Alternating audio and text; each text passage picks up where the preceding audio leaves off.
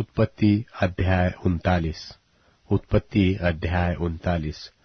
जब यूसुफ मिस्र में पहुंच गया, तब पोतीपर नाम एक मिस्री, जो फिरौन का हाकिम और जल्लादों का प्रधान था, उसने उसको इश्माएलियों के हाथ से, जो उसे वहां ले गए थे, मोल लिया।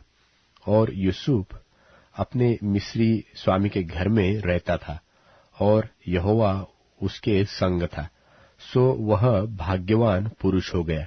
और यूसुफ के स्वामी ने देखा कि यहोवा उसके संग रहता है, और जो काम वह करता है उसको यहोवा उसके हाथ से सुफल कर देता है।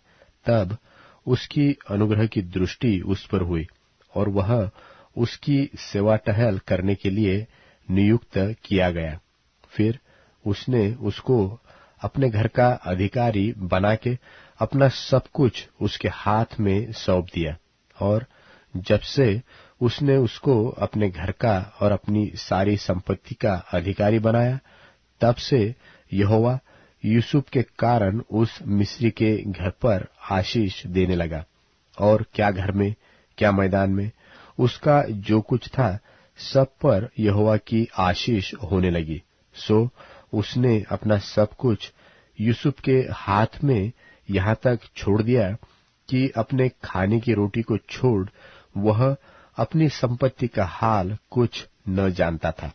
और यूसुफ सुंदर और रूपवान था। इन बातों के पश्चात ऐसा हुआ कि उसके स्वामी की पत्नी ने यूसुफ की ओर आंख लगाई और कहा, मेरे साथ सो। पर उसने अस्वीकार करते हुए अपने स्वामी की पत्नी से कहा, सुन, जो कुछ इस घर में है मेरे हाथ में है, और मेरा स्वामी कुछ नहीं जानता, और उसने अपना सब कुछ मेरे हाथ में सौंप दिया है। इस घर में मुझसे बड़ा कोई नहीं, और उसने तुझे छोड़, जो तू उसकी पत्नी है, मुझसे कुछ नहीं रख छोड़ा।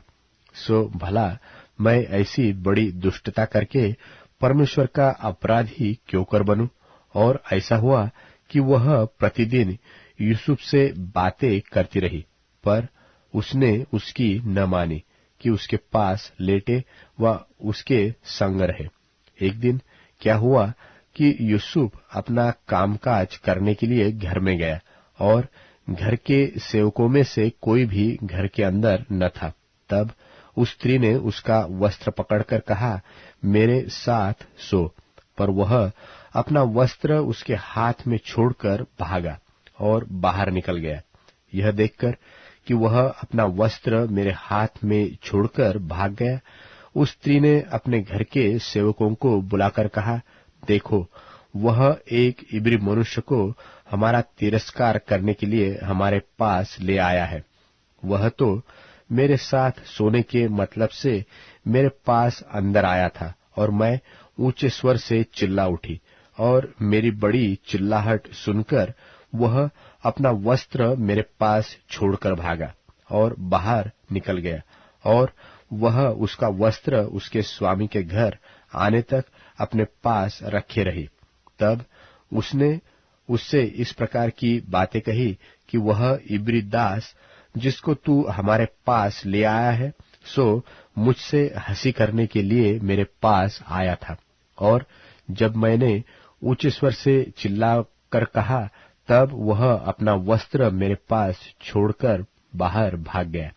अपनी पत्नी की ये बातें सुनकर कि तेरे दास ने मुझसे ऐसा ऐसा काम किया, यूसुफ के स्वामी का कोप भड़का, और यूसुफ के स्वामी ने उसको पकड़कर बंदी गृह में, जहां राजा के कैदी बंद थे, डलवा दिया। सो वह उस बंदी गृह में रहने लगा। पर यहोवा यूसुफ के संग संग रहा और उस पर करुणा की, और बंदी गृह के दरोगा के अनुग्रह की दृष्टि उस पर हुई। सो बंदी गृह के दरोगा ने उन सब बंधुओं को जो कारागार में थे यूसुफ के हाथ में सौंप दिया, और जो काम वे वहां करते थे वही उसी की आज्ञा से होता था।